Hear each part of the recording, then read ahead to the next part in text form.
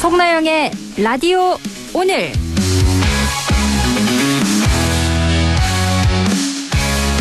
여러분 안녕하십니까? 송나영입니다. 외교 슈퍼위크의 정점이었던 2025 경주 에이펙 정상회의가 성공적으로 막을 내렸습니다. 이번 에이펙은 단순히 국제 행사를 무사히 치러낸 걸 넘어 내란을 이겨낸 대한민국이 민주주의와 국격을 회복하고 국제 무대에 복귀한 무대였다는 평가를 받고 있는데요. 특히 이번 에이펙은 경조선언 채택과 함께 두 가지 주요 외교적 결실을 맺었습니다. 교착 상태였던 한미 관세 협상의 타결로 15% 관세와 연간 200억 달러 분할 투자 합의를 이끌어냈고요. 시진핑 중국 국가주석과의 경제, 교류 협력 복원, 다카이치 사나이 일본 총리와의 셔틀 외교 정착 의지 확인 등 실리 외교의 성과가 돋보였습니다. 하지만 화려한 외교 성과에 만족하긴 이릅니다. 특히 관세 협상 세부 품목을 두고 한미 간 의견이 엇갈리는 만큼 세부 내용을 면밀히 검증하고 국익을 지키는 실리적 외교를 이어가야겠습니다. 안동문화방송 라디오 오늘 광고 듣고 시작합니다.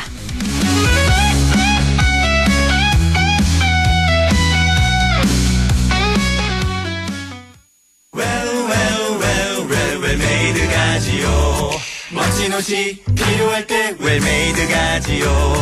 잘 만든 옷, 잘 만든 옷 언제나 우리 곁에 웰메이드 가지요. 국민의 옷집 웰메이드. 웰메이드에서 만나요. 내게 기대 저축은행 당신 곁에 저축은행 기대하던 미래와 만나요. 당신의 기대, 당신의 미래, 저축은행에 기대세요. 내게 기대 당신의 저축은행. 아들, 또 음악 크게 듣네. 차에선 다들 이렇게 들어요. 그럼 경고음도 못 듣고 위험해. 네네, 알았어요. 당신을 아끼는 잔소리처럼 당신을 지키는 현대 SUV 2026 투싼은 모든 트림에 꼭 필요한 지능형 안전사양이 기본. 안전화가 이렇게 편해도 돼요? 나도 모르게 집에까지 신고 간다니까요. 우린 발이 건강해야 하니까 안전화 아무거나 못 신어요. 내가 안전해야 가족이 안심하지. 그래서 난 꼭 워킷만 신어. 워킷 안전화를 고집하는 확실한 이유가 있다. 생각의 차이가 만드는 가치 워킷. 워킷 안전화. 11월 3일 월요일 라디오 오늘입니다. 1부 꼭 알아야 할 우리 지역 뉴스를 시원하게 정리해드립니다. 양승진의 슬기로운 뉴스 생활 함께하고요.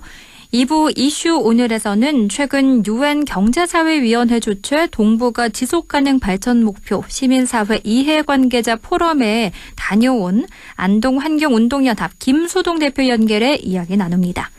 이어서 박규원의 세상 읽기 함께합니다. 라디오 오늘 유튜브로도 다시 들을 수 있거든요. 많은 애청 바랍니다.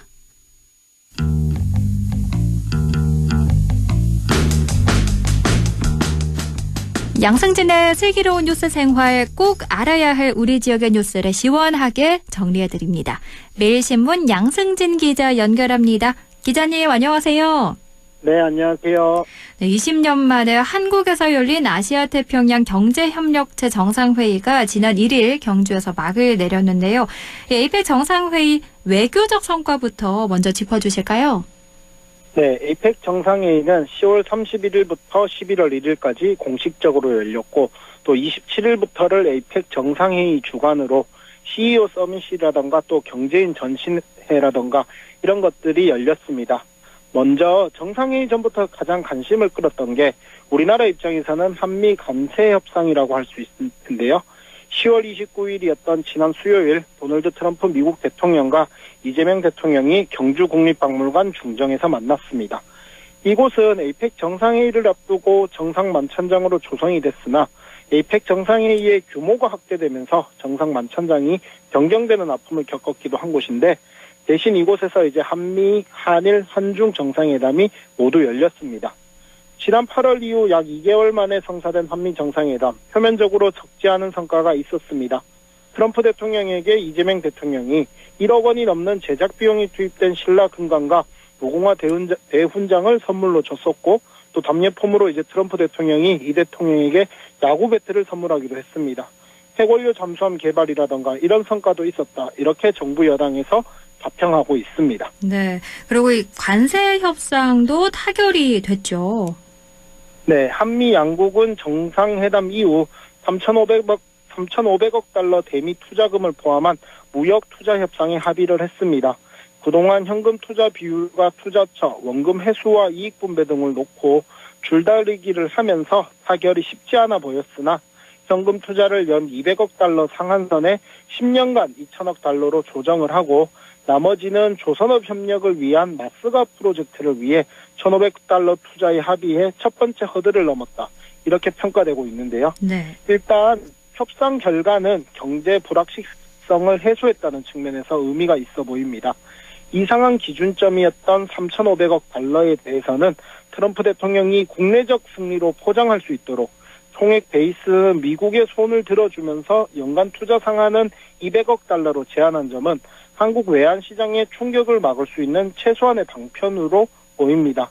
그리고 트럼프 대통령이 미국이 다시 존중받고 있는 것이라는 만족감을 표시했다는 점에선 이상한 기준점이기는 해도 협상 자체는 선전했다고 보여집니다만 아쉬운 점도 없지 않아 있습니다. 아쉬운 점이라고 한다면 어떤 점들일까요? 네, 일단 8월 첫 한미 정상회담 이후에도 정부와 대통령실은 미국과 관세 협상을 타결했다고 발표를 했으나 별다른 진전이 없었습니다. 결국 8월 첫 한미 정상회담 이후 관세 협상 타결 소식은 지금 상황에서 보면 거짓말이 아니냐 이렇게 느껴지기도 하고요.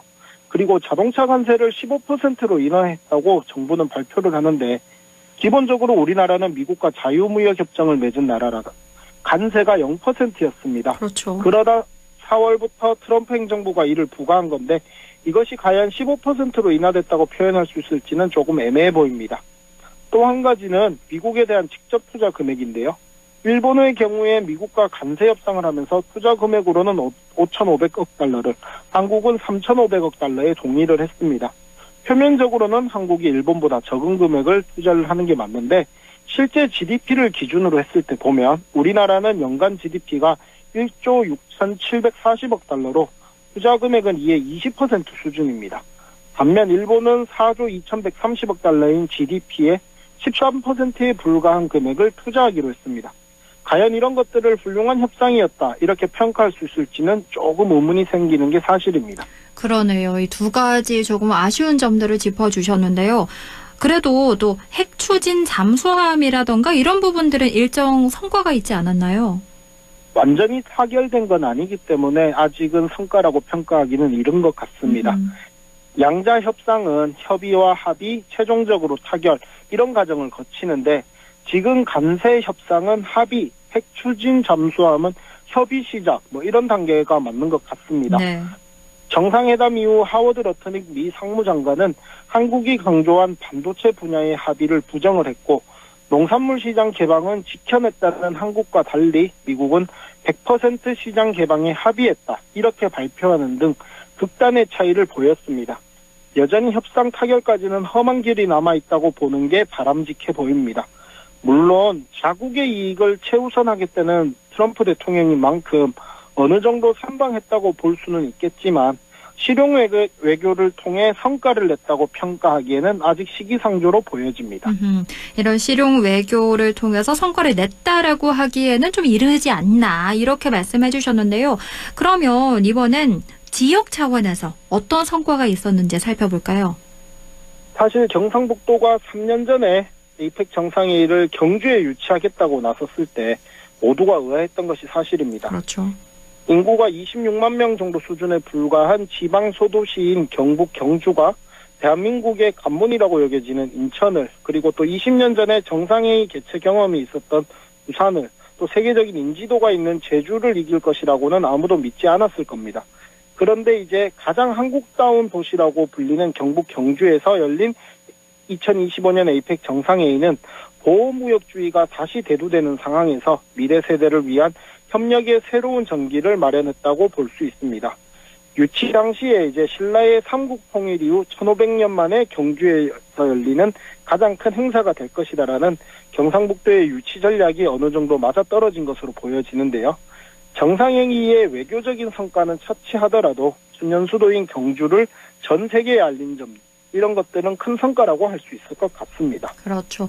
또 이 에이펙이라는 것 자체가 경제협력체잖아요.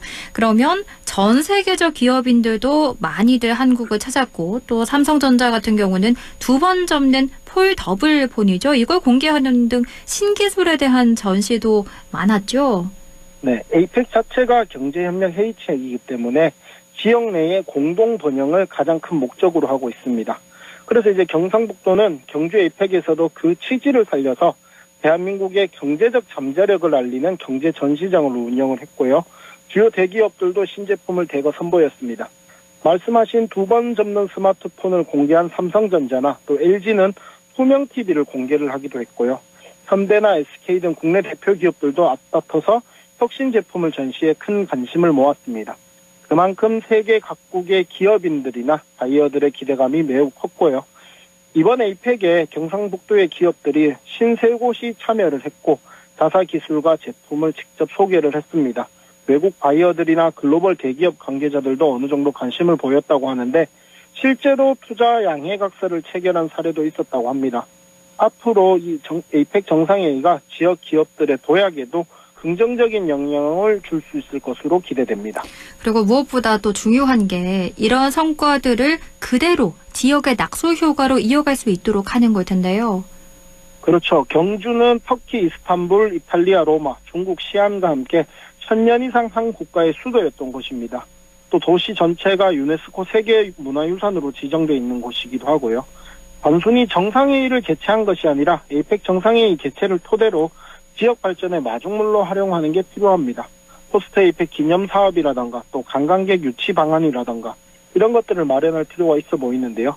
무엇보다 단순하게 정상회의를 개최했다는 것에 만족하는 것이 아니라 시설 투자를 통해서 인프라를 보강을 하고 또 외국인 관광객의 편의시설을 확충하는 것도 중요한 과제가 될 것으로 보여집니다. 앞으로 에이펙 정상회의 개최 경험을 바탕으로 해서 더 많은 글로벌 행사 유치에 나서는 것도 중요해 보입니다. 네, 이렇게 에이펙 정상회의 성과와 과제들 쭉 살펴봤습니다. 지금까지 매일신문 양승진 기자와 함께했습니다. 오늘 말씀 잘 들었습니다. 고맙습니다. 네, 감사합니다. 라디오 오늘 2부에서 뵙겠습니다.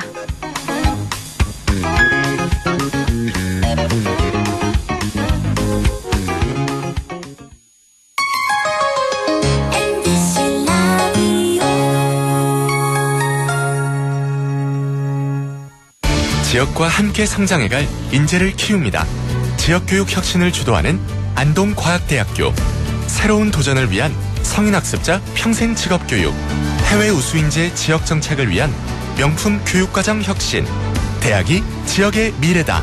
혁신을 주도하는 안동과학대학교. 한순간에 일어나는 금융사기 예방과 대처법 알려드립니다. 첫 번째, 매일 문자 메시지에 있는 확인되지 않은 링크는 클릭하지 마세요. 개인정보 유출의 통로가 될 수 있습니다. 두 번째, 주민등록번호, 통장 비밀번호 등 개인정보를 전달하지 마세요. 대한민국의 공공기관에서는 전화나 문자 메시지로 개인정보를 요구하지 않습니다. 세 번째, 금융사기 피해가 의심된다면 112에 신고하고 해당 은행 고객센터에 전화하세요.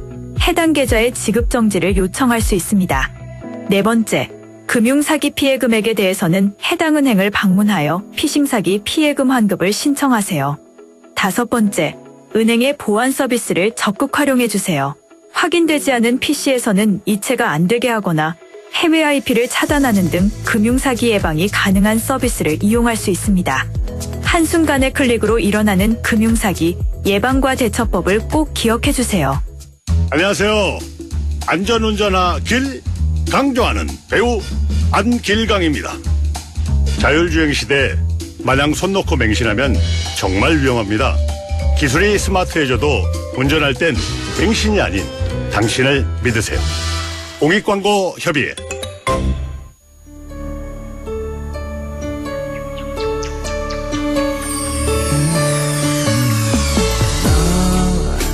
나 마음을 열어줘.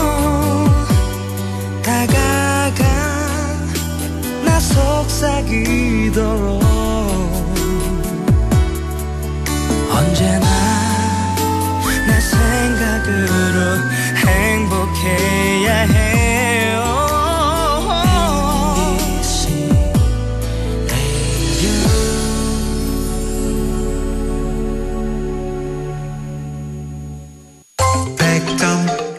MBC 라디오 6시 20분 28초 지나고 있네요. 이슈 오늘입니다. 우리 지역에서 오랫동안 환경운동에 힘쓰고 있는 분인데요. 최근 유엔의 초청을 받아 몽골에 다녀왔다고 합니다. 그곳에서 영풍 석포제련소를 주제로 발표도 하셨다는데요. 안동 환경운동연합 김소동 대표 연결해 이야기 들어봅니다. 대표님 안녕하십니까? 네, 안녕하세요. 김수동입니다. 반갑습니다. 네, 반갑습니다. 최근에 몽골을 다녀오셨다고 들었는데요. 일단 정확히 어떤 목적으로 다녀오신 건가요? 네, 지난주에 갔다 왔었고요. UN 에스캅이라고 UN 경제사회위원회라는 데가 있습니다. 여기에서 주최한 제9회 동북아 지속가능 발전 목표 시민사회 이해관계자 포럼이라는 걸 개최를 했는데요. 네. 여기에서 초청을 받아서 갔습니다. 여기에는 남북한 그리고 중국, 러시아, 몽골, 일본 6개국이 매년 주제를 이제 다르게 정해서 개최국은 돌아가면서 이렇게 하는데 원래는 몽골에서 울란바토르에서 해서 거기에서 갔다 왔습니다. 그렇군요. 대표님께서는 이번에 이 자리에서 영풍 석포제련소를 주제로 발표를 하셨다고요? 네네네. 그 원래 목표 주제가 5가지인데 그 중에 한 가지가 이 지속 가능 발전 목표 중에 깨끗한 물과 위생 6번째 목표 이걸 제가 주제로 발표를 했었고요. 그리고 영풍 석포 제련소로 인한 그 낙동강 중금속 오염과 주민 건강 또 그리고 열악한 노동 환경 이런 데 대해서 발표를 했는데요. 지금 수십 년 동안 저는 한 10여 년 넘게 이 제련소 문제를 해결하기 위해서 활동을 해왔는데 그 한국 내에서 해결이 잘 안 되고 있으니 네. 국제사회에서 협력을 좀 해서 해결을 해달라고 그렇게 요청하러 간 것입니다. 그렇군요. 이 자리에서 해결 방안이랑 권장사항이 나왔다던데 어떤 내용이었나요? 예, 지금 대한민국이 세계 경제 10위권에 들어있는 나라지 않습니까? 그렇죠. 전 지구에 한 200개 나라로 친다라면은 한 5% 상위에 들어가 있는데, 일단 제가, 물론, 전반적인 이야기를 다 하지 못했지만은, 네. 이 발표를 하고 나서 여기에 참여한 분들이 굉장히 놀랐어요. 이런 대한민국에서, 대한민국 지금 캐대언하고 이렇게 한류하고 난리거든요. 근데 대한민국에서 이런 문제가 말하자면 전근대적인 기업이 운영되고 있다는 데서 굉장히 놀랐다라는 사실을 말씀드리고 싶고요. 네. 그리고 포럼 마지막 날에는 이 성명서가 채택이 됐는데 여기 이제 그 현재 상황과 과제 부분하고 그리고 해결 방안 건장 사항 이렇게 2가지로 나눠서 했고요. 네. 현재 상황은 영풍 제련소의 위험한 작업 환경과 주변 환경 피해 이러한 것들을 시급히 해결해야 된다라는 이런 필요성을 언급을 했습니다. 그리고 해결 방안 건장 사항에는 이제 한국 정부와 유엔에 동시에 이제 그 안을 냈는데요. 네. 한국에서는 태스크포스를 일단 구성해가지고 제련소 오염이 심한 지역을 브라운필드로 지정하고 또 그리고 안전한 곳으로 제련소를 이전하고 다시 이제 그 오염 지역을 복원하는가 더불어서 피해 주민들을 위해서 포괄적인 공중 보건 조치와 환경 복원 후 지역 사회를 지원하기 위한 대안적 개발 계획으로 예를 들어서 재생에너지 단지를 한다든지 이런 내용을 담고 있었고요. 네. 또 유엔에게는 각국의 사례가 이렇게 많이 있을 수 있습니다. 이런 모범 사례를 가지고 공정하고 지속 가능한 전환을 지원하기 위해서 대한민국 정부와 그리고 산업계와 협력할 것을 권장한다는 그런 내용으로 성명서를 만들었습니다. 그렇군요. 그리고 이 성명서는 내년 2월에 있을 UN 에스캅에 보고되고 그리고 7월 달에 UN 에스캅 고위급 회담에 이 의제가 또 채택이 될 겁니다. 이런 성명서가 채택이 됐는데 그렇다면 석포재련소 논란과 관련해서 꼭 전하고 싶은 말씀이 있다면 한 말씀 해주실까요? 일단 이번에 제가 다녀온 것은 지속 가능한 사회 이 주제지 않습니까? 네. 지금 이 전 세계는 지구는 이제 과연 인류가 지속 가능할 것인가 안 할 것인가 이게 굉장히 중요한 화두인데요. 그래서 유엔에서조차 지속 가능 목표를 17개로 이렇게 만들어서 이걸 이제 전 세계가 같이 여기에 지속 가능한 사회로 나가기 위해서 노력을 하자고 이렇게 하는 것인데, 대한민국에서 일어나고 있는 낙동강 최상류의 중금속 오염 문제, 그리고 이 지속 가능하기 위해서 가장 중요한 것 중에 하나인 물이 안전하고 깨끗해야 될 텐데, 이 중금속으로 물이 안전하지 못한 것을 지속 가능한 사회로 가기 위해서 낙동강을 안전하고 깨끗한 물로 만들어 나가야 되겠다. 그러려면은 이 중금속 문제의 해결이라는 것은 석포재련소로부터 이렇게 시작되는 중금속 오염 문제를 해결을 하는 것이 그 첫 번째라고 생각을 합니다. 그래서 재련소 문제를 온전히 해결을 하는 것이 낙동강에 있어가지고 굉장히 큰 과제라고 그렇게 봅니다. 네, 그리고 대표님께 또 하나 꼭 여쭤보고 싶었던 게 산불특별법 관련된 건데요. 네네. 이런 산불특별법이 아니라 산림난개발법이다 이런 지적이 나오고 있거든요. 특히나 독소조항으로 지적되는 것 중 하나가 제32조인데요. 이게 지금 네네. 왜 문제가 되고 있는 건가요?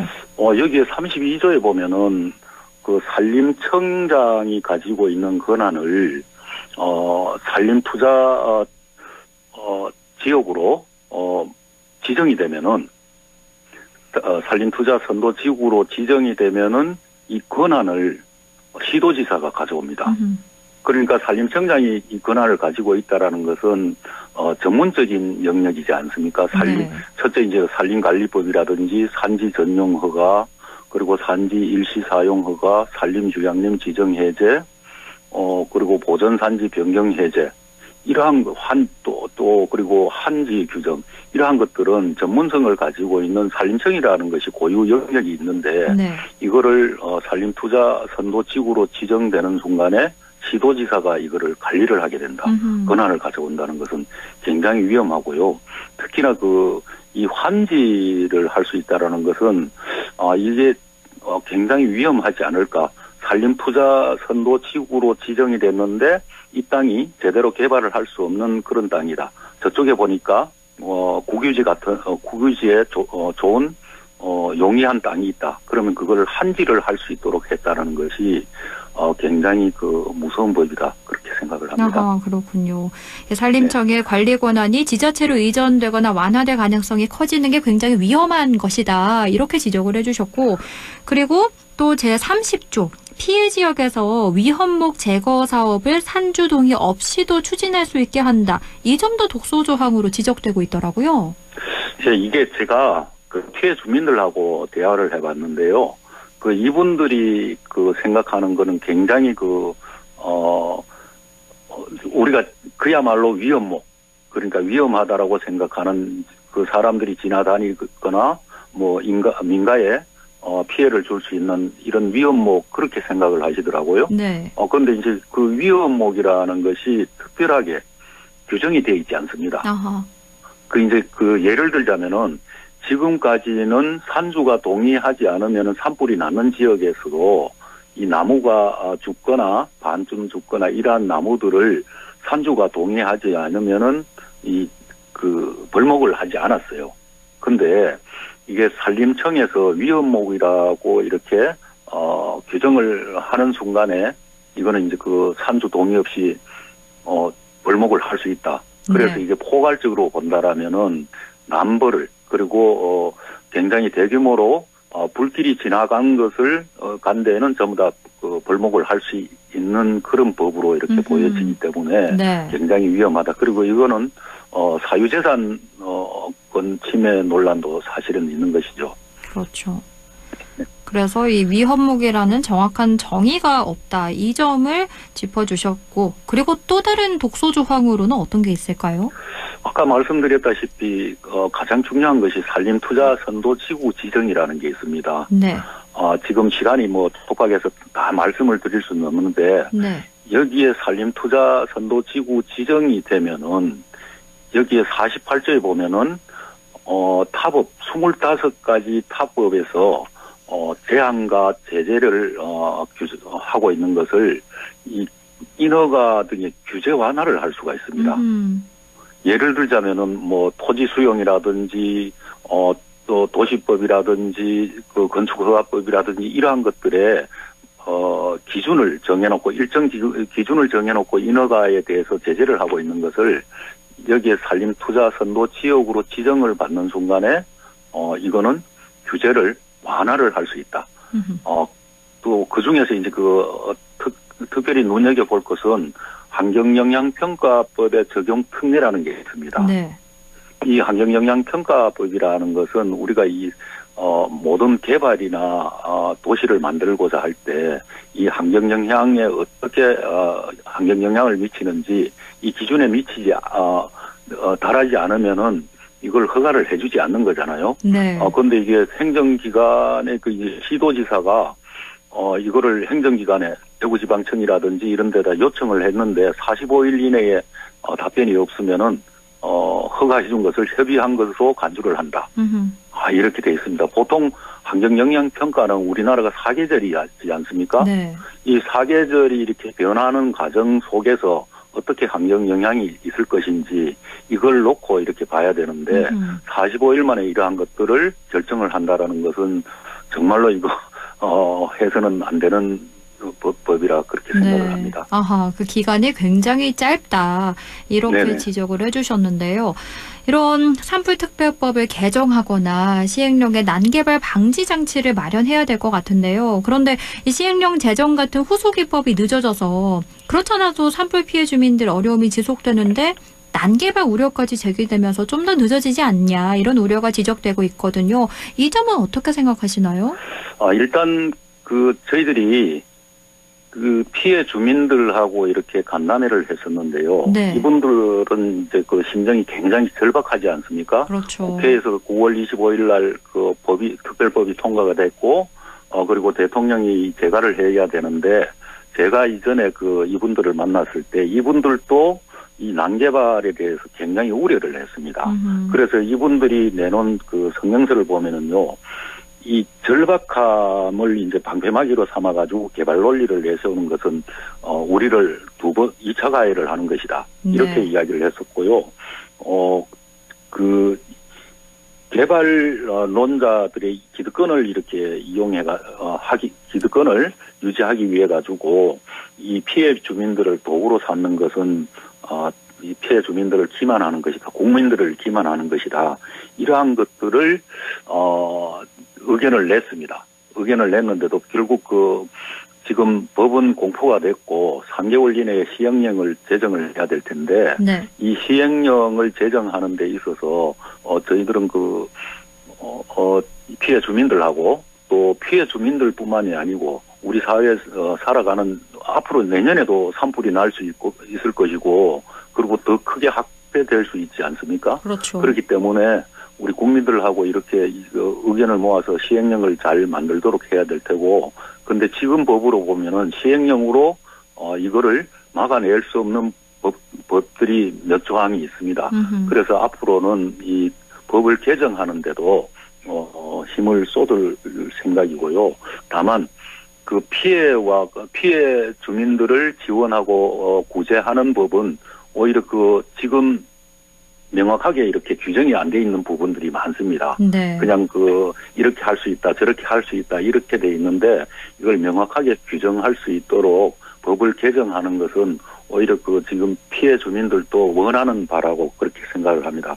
그리고 가장 중요한 것이 뭐냐면은 지금 올해 대형 산불 때문에 특별법을 만들어서 난개발을 할 수 있도록 했지 않습니까? 네. 그런데 이게 올해 한 번으로 끝날 것이 아니고 물론 불이 나지 않아야 되겠지만은 우리 과거의 이 경험을 봤을 때는 산불은 매년 일어나고 그리고 더더욱 커지고 있다. 이걸 봐왔지 않습니까? 그렇죠. 그러면 매년 산불이 나고 재난 지역으로 선포가 되고 그럼 지금과 똑같은 산불 특별법을 적용을 하게 된다라면은 한 10년만 지나면 우리나라 산지는 상당히 그 개발로 내몰릴 것이다. 그런 문제가 있다라는 것이죠. 네. 그래서 산불특별법을 개정하거나 시행령에 난개발 방지 장치를 꼭 마련해야 한다. 이렇게 목소리를 네. 높여주셨습니다. 지금까지 안동 환경운동연합 김소동 대표와 이야기 나눴습니다. 오늘 말씀 잘 들었습니다. 고맙습니다. 네, 감사합니다. 라디오 오늘에서는 청취자 여러분의 참여를 기다리고 있습니다. 우리 지역에서 발생한 사건 사고 소식이나 함께 토론하고 싶은 내용을 안동 MBC 홈페이지 라디오 오늘 게시판에 올려주시기 바랍니다. 전화와 문자 참여도 하실 수 있습니다. 전화는 851국에 7191번, 문자는 샵 0913번으로 보내주시면 됩니다. 문자는 단문 50원, 장문 100원의 정보 이용료가 있습니다. 여러분의 많은 참여 바랍니다.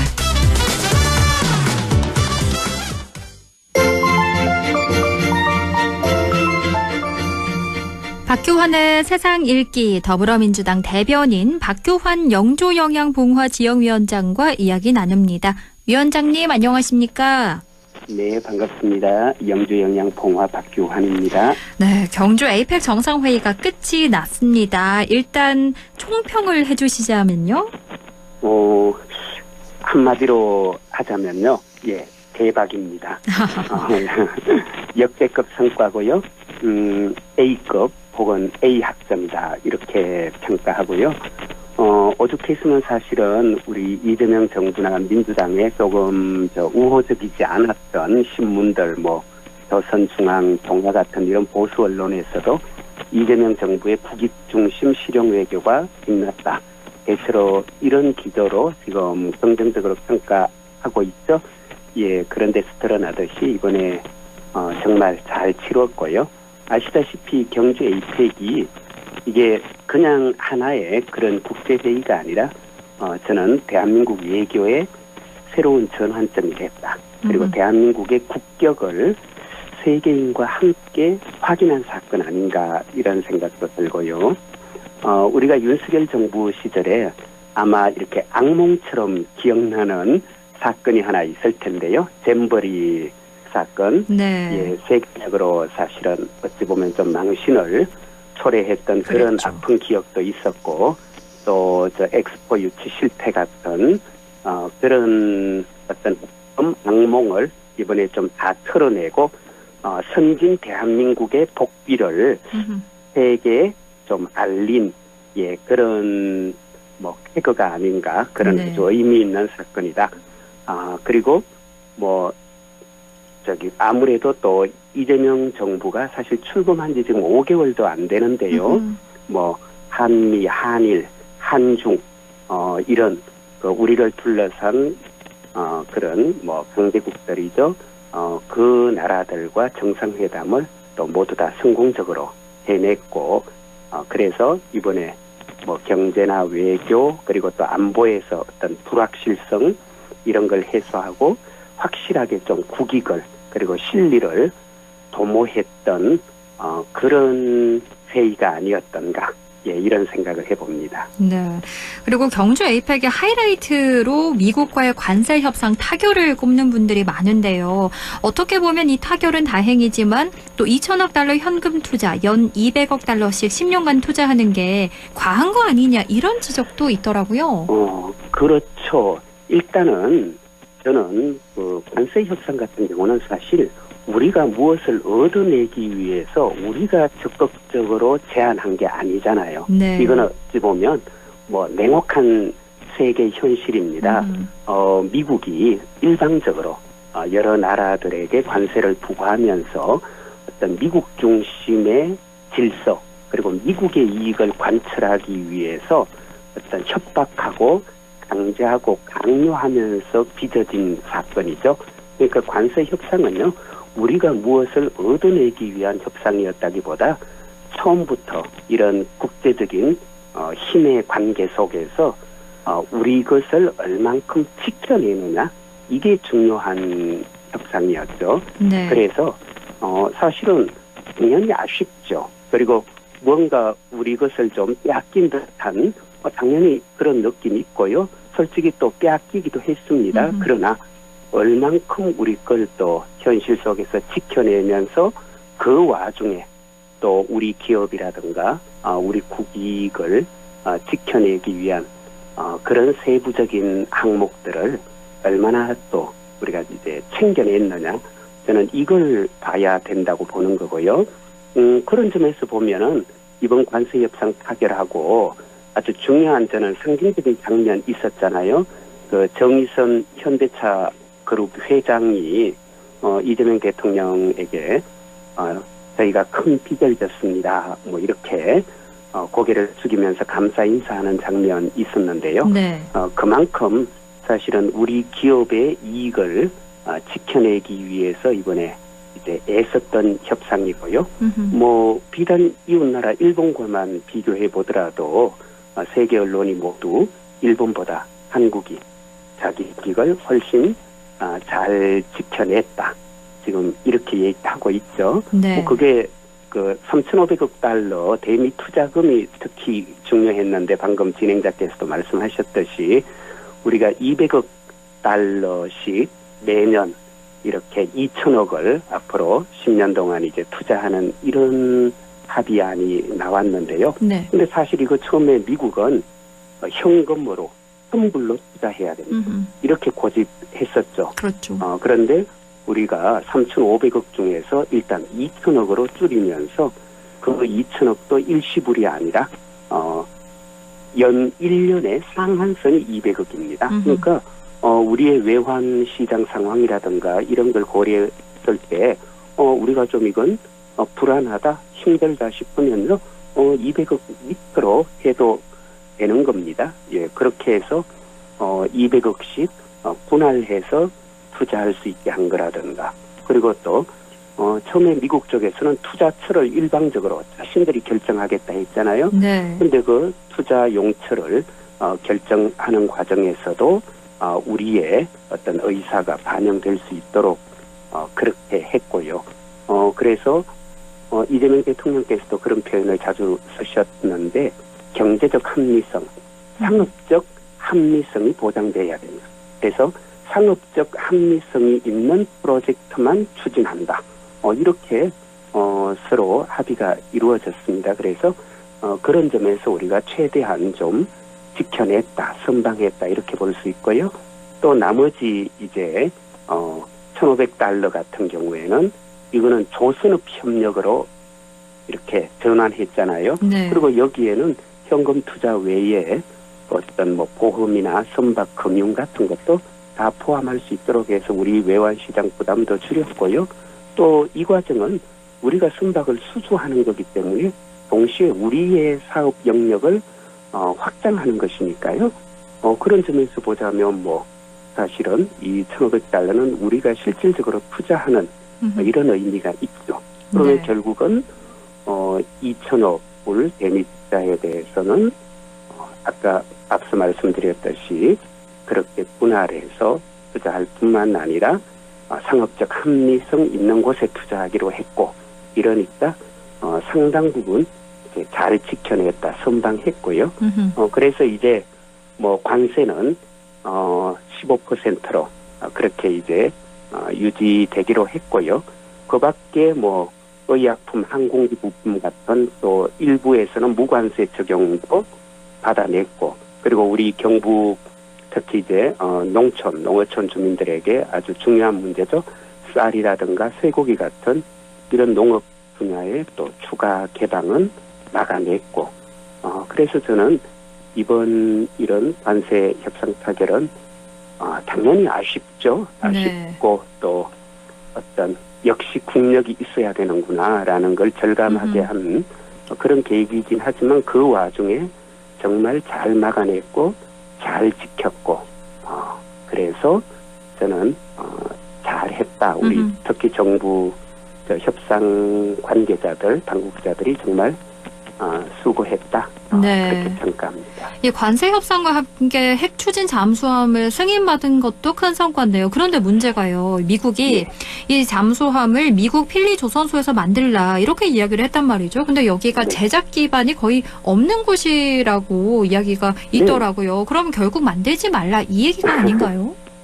일단 이게 핵 추진 잠수함 개발 계획이 사실은 제가 알기로 이게 1993년 이때 이제 북한이 NPT죠, 핵 확산 금지 조약 탈퇴하면서 이제 자체 핵 개발로 돌입하던 그때부터 저희가 추진했던 거예요. 네. 근데 지금까지 사실은 미국의 벽에 바로 막혔죠. 왜냐하면은 이제 연료를 원자력으로 써야 되는데 우리는 아시다시피 우라늄 농축이 원자력에 의해서 막혀 있고 이러기 때문에 사실은 우리는 잠수함을 건조할 수 있는 능력은 갖고 있지만 그러나 원자력 연료를 사용할 수 없기 때문에 지금까지 전혀 이루지 못했는데 이번에 어쨌건 미국으로부터 원자력 핵연료를 사용할 수 있는 잠수함 보유 참 승인을 받았다라는 말이 사실 주권 국가로서는 이게 좀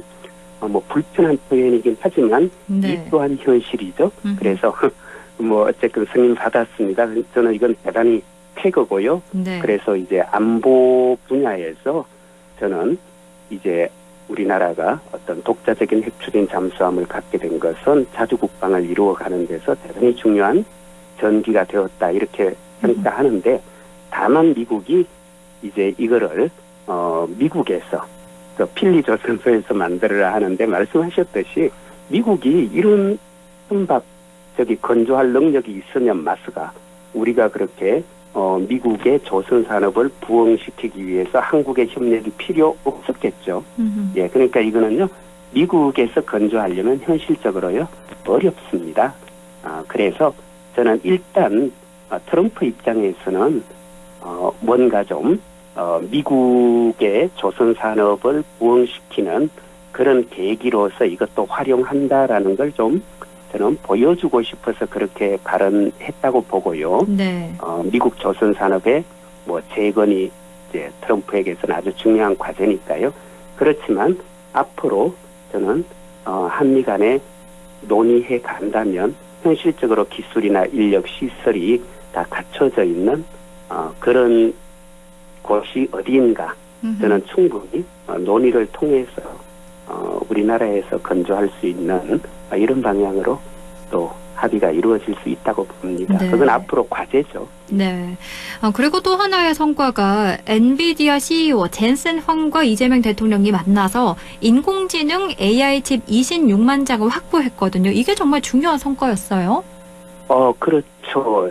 이게 사실은 원래 이재명 대통령의 공약사항이기도 했죠. 예, 그래서 그 공약에서는 원래 5만 장 앞으로 그 대통령 재임 기간에 늘리겠다 했는데 네. 지금 5만 장이 아니라 그걸 훌쩍 넘어서서 지금 26만 장을 확보했고요. 우리나라에서 기존에 6만 5천 장이 있으니까 더하면 이제 30만 장이 넘는데요. 네. 이렇게 되면요, 미국과 중국을 제외하고 세계 최대 규모의 AI 인프라 구축이 되는 겁니다. 그래서 이건 정말 우리나라의 그 산업 구조를 아주 혁신할 수 있는 그런 정도의 아주 중요한 의미를 띠고요. 네. 그래서 이건 정말 놀라운 성과죠. 예. 그리고 또 어려울 거란 예상이 많았지만 경조 선언이 채택됐거든요. 이 선언의 의미는 뭐라고 보시나요? 그렇죠. 이 사실은 회의에서요. 거기 참여한 모든 국가가 합의하는 그런 선언을 낸다는 게 솔직히 쉽지 않습니다. 네. 왜냐하면 서로의 이해관계가 너무 다르잖아요. 그러다 보니까 그 협상하는 실무자들도 이런 낱말은 절대 들어가면 안 된다. 혹은 또 이런 낱말은 반드시 넣어야 한다.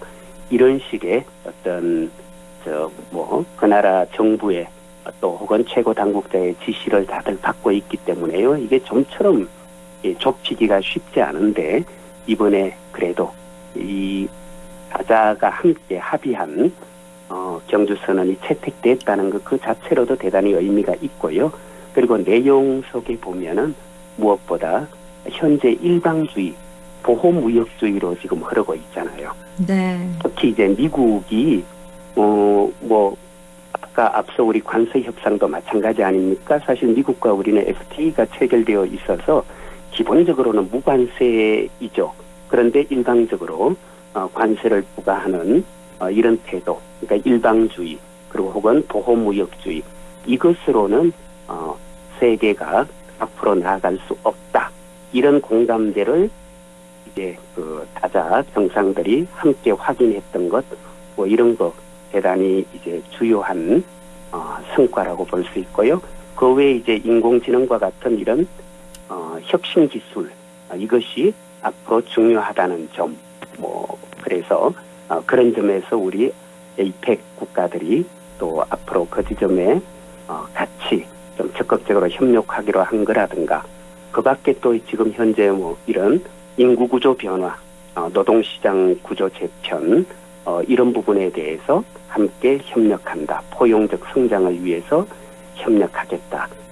이런 내용을 같이 합의해냈다는 것, 이거는 저는 대단히 중요한 성과다. 그리고 무엇보다 이런 과정에서요, 이재명 대통령께서 이런 조율 조정을 위해서 적극적으로 노력했고, 또 그것이 실제로 관철되었다는 점, 그래서 우리나라가 이제 말 그대로 이제 국제 무대에서 이제 선진국 그리고 또 국제 외교를 주도하는 그런 위치로 이제 격상되었다는 것, 이것도 아주 큰 성과인 것 같습니다. 네, 이렇게 에이펙 주요 성과들 쭉 짚어봤습니다.